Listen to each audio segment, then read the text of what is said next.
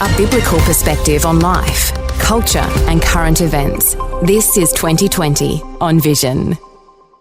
As I say, we'll be talking shortly with the wee Flea, David Robertson, and following that, we're going to spend some time with Dr. Graham Hill. Graham is an Australian theologian. He works as a mission catalyst for the Uniting Church in New South Wales and the ACT.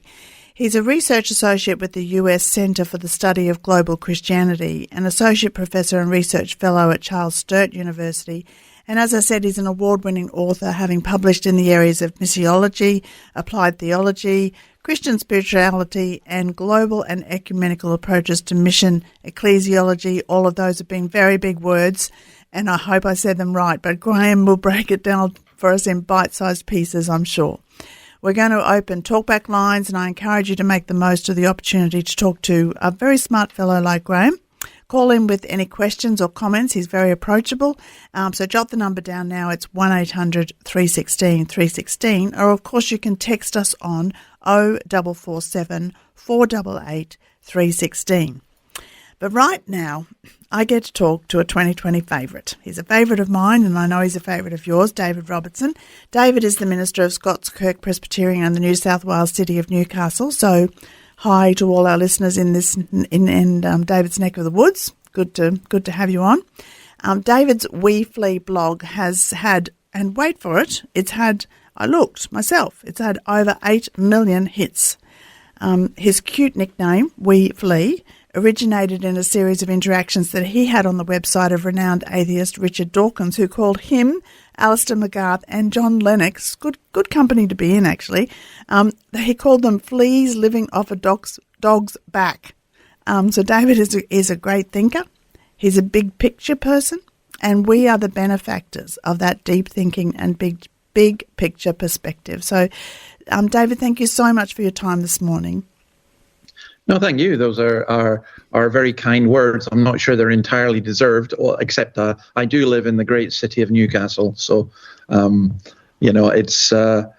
it's wonderful to be on Christian radio and just thinking about things together. I think that's what we're doing, and I appreciate talking to you as I talk to Neil. I love your accent, by the way. What kind of accent is it?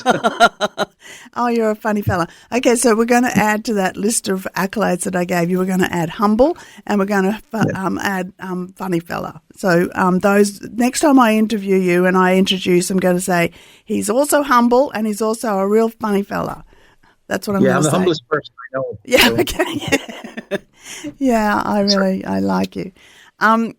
Okay, we're going to get serious, and because I want to ask you about something that's actually really quite important to my husband and my heart, because my husband, Peter Francis, has been the principal of Malyon College, which is our Baptist Theological College in Queensland. He was principal for 7 years. It is now merged to Morling, and Morling is sort of becoming a sort of a father, an umbrella sort of college for the Baptist colleges in Australia. That being the background to this, I saw on your blog that you commented about Spurgeon's College in London closing. Now, for anybody who's not aware of that, Spurgeon's College has closed quite suddenly and very recently after nearly 170 years of operation. And what I've read, and I'd like you to expound a little bit more on this if you can, it's due to declining student numbers, and that obviously leads to financial pressures. But, this is a college with a very strong reputation, and it's been a bit of a shock. It's something that's happening globally. So could I have your thoughts on Spurgeon's College and also what that means for the UK and what it means, I guess, bigger globally? Well, I think, it is a very interesting thing to think about. Spurgeon's closed because they were relying on a charitable partnership providing them with a lot of money, and that was just suddenly withdrawn. Right. So it became unsustainable with the number of students that they had. Officially 200, though I'm not sure how many of those were part-time and so on. And as you know, it's expensive to run a theological college. Mm-hmm. I think there are numerous factors involved, not least the fact that many people now go into ministry without doing theological training, or if they do online, so there's a lot of competition within the US. I mean, there are other colleges that, by the way, there are colleges that have closed in the US and elsewhere, and I think a lot of colleges are in significant trouble. One thing is you used to get, you still do get, denominational colleges where the denomination subsidizes and pays for the college.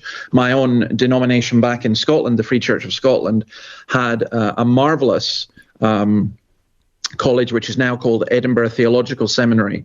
But they really had to expand beyond the denomination because the denomination was paying a lot of money to educate a handful of students every year. So I think there are a whole range of different factors. I think there's another indication, although we talk about the quiet revival and renewed interest, and I think there is, I think there are two other factors at play here. Firstly, there's less of a pool in terms of people going into ministry. The number in particular of young men is limited. And secondly, ministry is not seen as an attractive option to many, many people. So, to put it simply, when I grew up in the Scottish Highlands, we were still at the residue of a time where the minister, the doctor, and the teacher were the honourable professions in town. Nobody thinks like that anymore. And I think also the tendency of larger churches to move into multi-staff teams, and you have senior ministers, senior pastors, senior rectors, and all the rest of it, who are becoming more like CEOs. So I wonder, I've no evidence for this, but I wonder if there isn't a spiritual crisis here as well as a financial one, that people are not feeling the call to ministry. And to be honest, ministers are falling like flies as well. There's I know one denomination where 10% of their staff, of their ministers, were off with stress. I think of ourselves, the Presbyterians in New South Wales, we are 25% short of what we should be. When I had to apply for my visa here, my residency visa, one of the things that we said to them was, apart from that I was going to save the Australian economy, which is necessary to get a visa nowadays, we also pointed out that there was a severe shortage of pastors. And I do think there's a severe shortage of long-term pastors who, will hang around for a while. And I wonder if we need to look at how we train and what's involved and the connections with denominations. And I also think it's a big mistake, personally, to make students self-fund. I personally think that churches should pay for students to train, but not many of them do that now. No. I think the lack of pastors is really a critical. We're at a critical point in Australia, particularly, and I don't really know what it's like in the UK and in America, but in Australia, I would just be able to sit here and list off a whole host of churches that I know of personally who are without a pastor and who are looking for a pastor.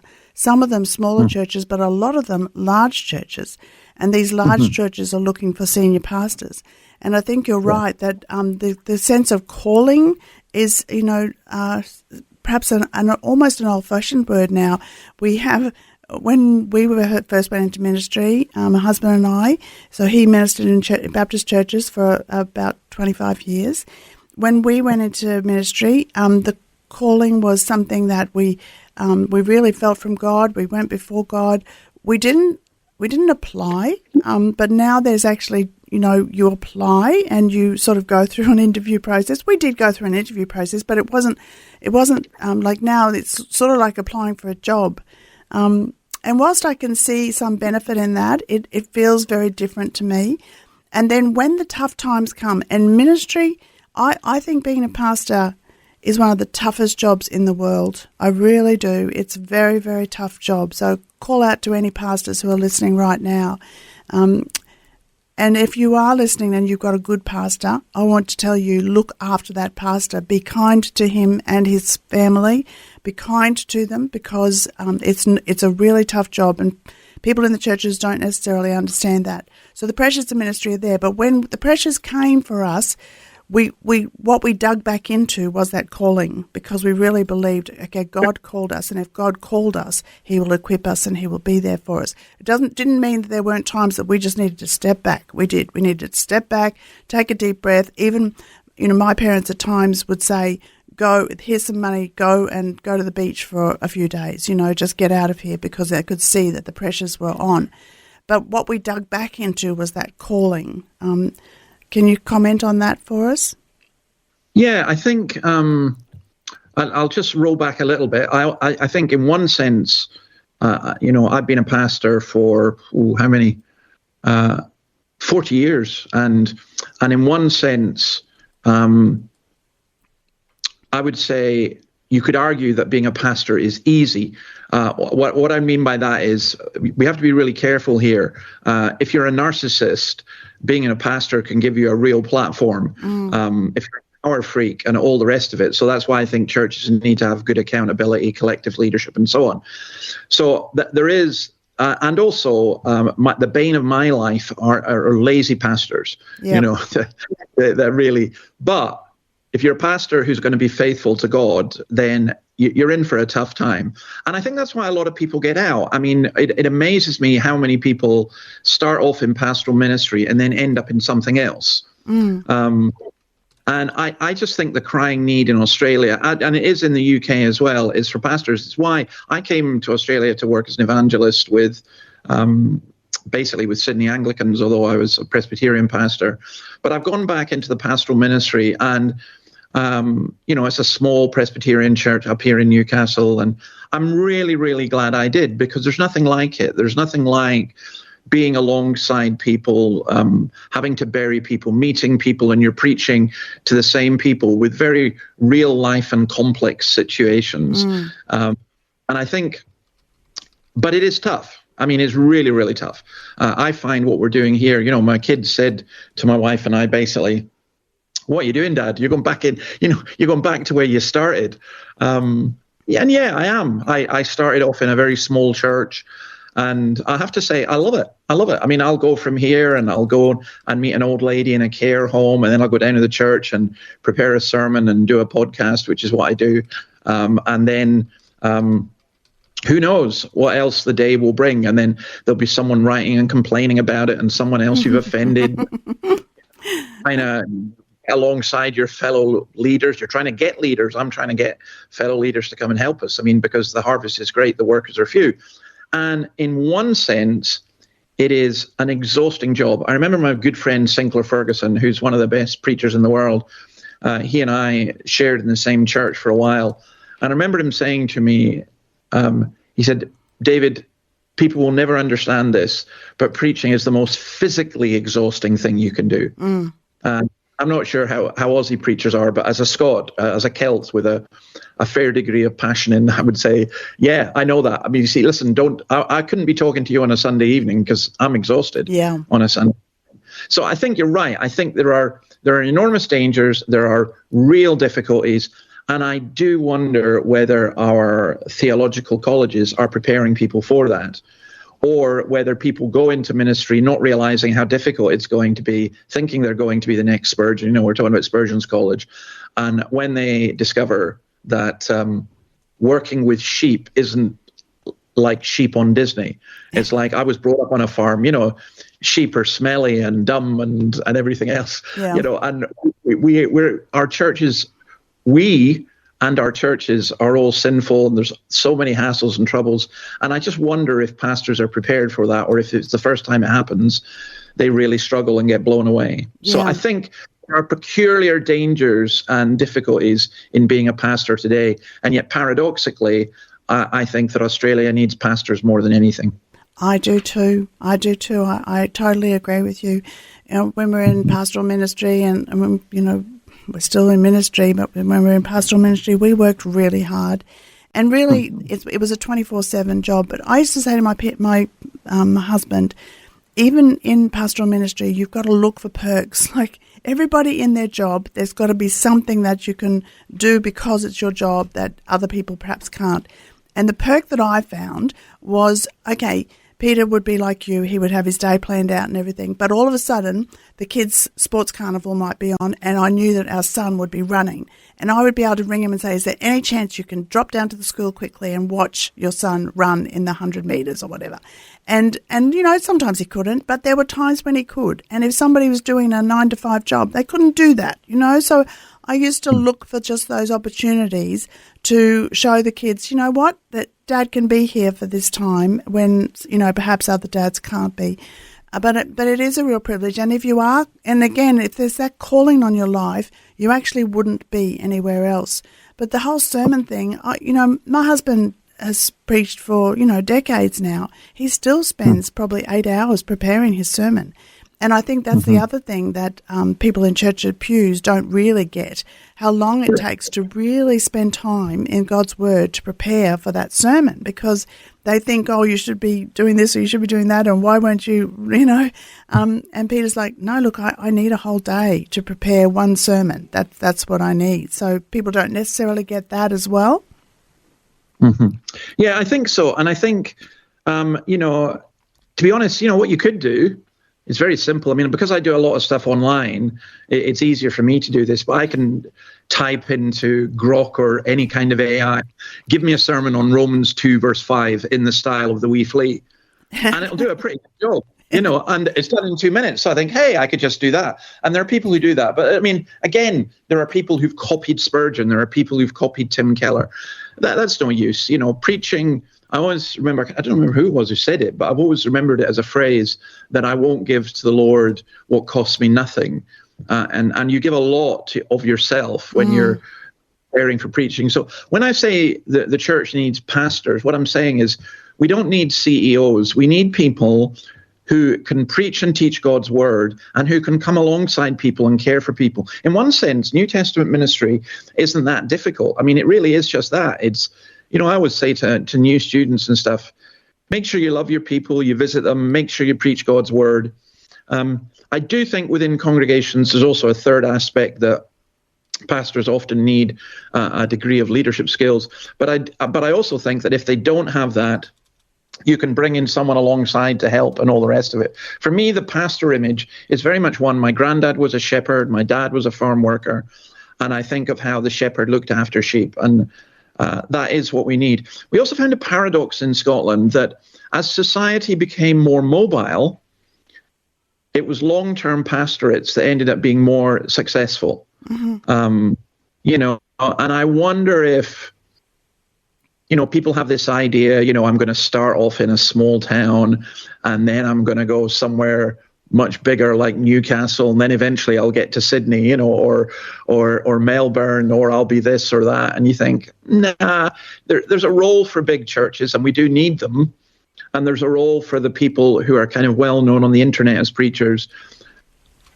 But I would suggest that Australia doesn't need, can I put it this way, 1 or 2 Billy Grahams or Tim Kellers. What we need is 10,000 faithful pastors who will pastor their churches wherever they are, whatever size. And I think that will turn Australia upside down. And that's why the theological colleges are so important, because they train people for that. But I now think we're getting really confused. Maybe I'll just add one other thing. I know, our time is relatively short.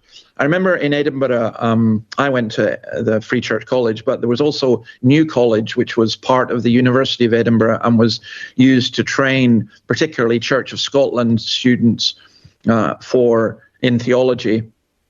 And whilst I was there, I also studied at New College, and they shifted from being training students for pastoral ministry to just general religion, training religious studies teachers and other things. And they moved away from that.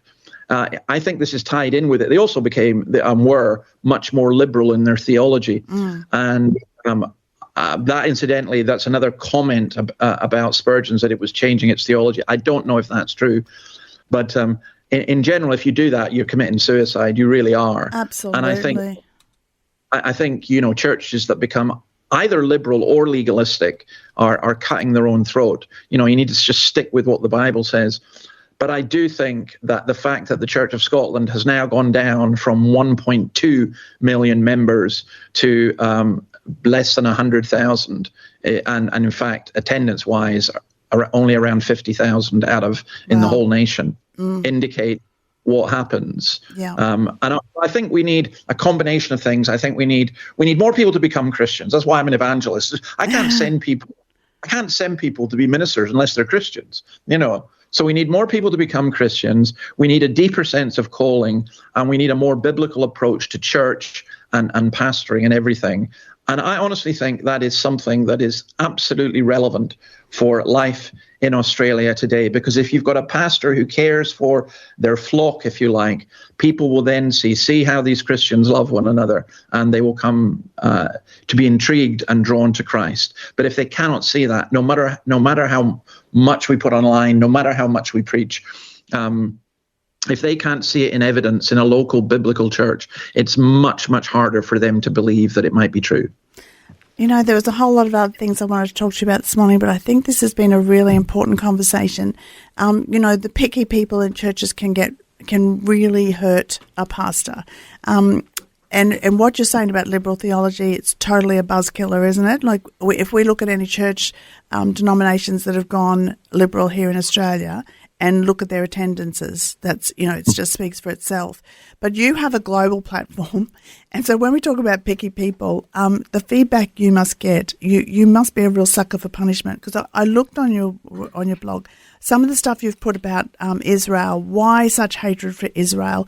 Maybe we've got a couple of minutes just for you to comment on that, but boy, oh boy, you've gotten some flack over what you've been saying there too. But why, in just a couple of minutes, can you just tell us, why is there mobs on the streets of our capital cities shouting from the river to the sea, Palestine shall be free? Why are they calling for the eradication of Israel? What's going on? I think there are three things here.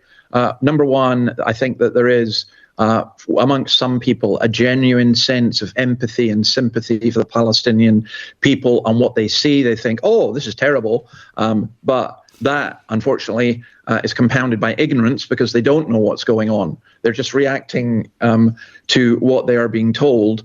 But I think what's much, much, much more disturbing is that the oldest hatred in the world is the hatred for the Jewish people. And it astounds me how that continues to exist. So I would suggest that good old-fashioned anti-Semitism is involved here. I would suggest this hatred of Israel, and also people not thinking. You get groups like Queers for Palestine. Well, if you're going to be gay in the Middle East, you're better off being in Israel than being in Palestine. But that doesn't matter. I think there's an irrationality and so on just gripping our culture. And I'll say this, and I need to be careful in saying it, and probably we should get together again and discuss. Yes, we should. Think there's a demonic aspect. Now, I need to be careful in what I'm saying. What I'm saying, I'm using it in the sense that Paul says to Timothy, they will teach doctrines of demons.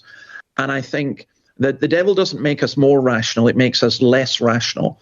And I'm not going to be somebody who stands up and defends everything that the current nation state of Israel does. That's not my purpose. But what I do think is utterly shameful in Australia is that Jewish schools have to have armed guards on them. Yes. That Jewish kids can't wear, identifying marks of being in a Jewish school. I find that utterly, utterly, utterly shameful. This was a nation that after America and Israel was the number one nation in the world for taking refugees from the Holocaust. And now so many people in this nation are supporting Hamas, who want another Holocaust. And if that's not exaggeration, it's written into the constitution of Hamas that they're going to wipe out Israel and they're going to kill Jews. Yeah. And the fact that people march in support of that is utterly, utterly horrifying. I think it's done out of a mixture of things. There's an element of compassion. There's a huge amount of ignorance. But also, I would say this, there's just an age-old hatred of the Jewish people. And people say, no, it's not about the Jews, it's about Israel. Well, why do you think Israel exists? Israel exists because the Jews were 6 million of them were killed in Europe. Where could they go? And, in the Middle East, Jews used to exist in large numbers in a lot of Muslim countries. Not anymore. not in Algeria, not in Iraq, certainly not in Iran, and they've got nowhere to go except Israel. Yeah. And so my sympathy is very much with the Jewish people. It is with the Palestinian people in Gaza who are being used by Hamas. Hamas are a death cult. Correct. And they know well that, if we were really concerned about refugees, then Egypt would open its border to Gaza and refugees could go across there. But they are being kept in Gaza, sacrificed for an ideology which is all about destroying Israel and destroying Jews. And I'm ashamed when any politician, I'm ashamed that Australia says it's going to recognize Palestine as a state, as part of a two-state solution, because they must know that Hamas do not accept a two-state solution. So Hamas entirely devoted to wiping out Israel. It's diabolical, actually, in the true sense of the word, isn't it? It really is. David, I would love to have a longer conversation with you on this. So I'll be back in a few weeks' time. Let's block out a little bit longer time, because I think this is really important, because I think, Christians are compassionate. And so we see people suffering in Gaza. And as you say, there are innocent Palestinians who are being used in this. Yeah. So, I'd love to talk more to you. Everybody, if you are wanting to see more of what David's been talking about, go to his website, theweflea.com. Add to those millions of people who already go there. David, we really appreciate your time, and I do love talking to you. Thank you for your wisdom this morning. God bless you. And God bless you. It's lovely being with you from the humblest, wisest, what did you say? Funny fella. Yeah. I didn't say best looking. See, you've added another adjective. Come on, you've got to stop adding adjectives. Thank you, David, very much. I told you customer work is for narcissists. Anyway, okay. Bye. See ya. Bye. Thanks for taking time to listen to this audio on demand from Vision Christian Media. To find out more about us, go to vision.org.au.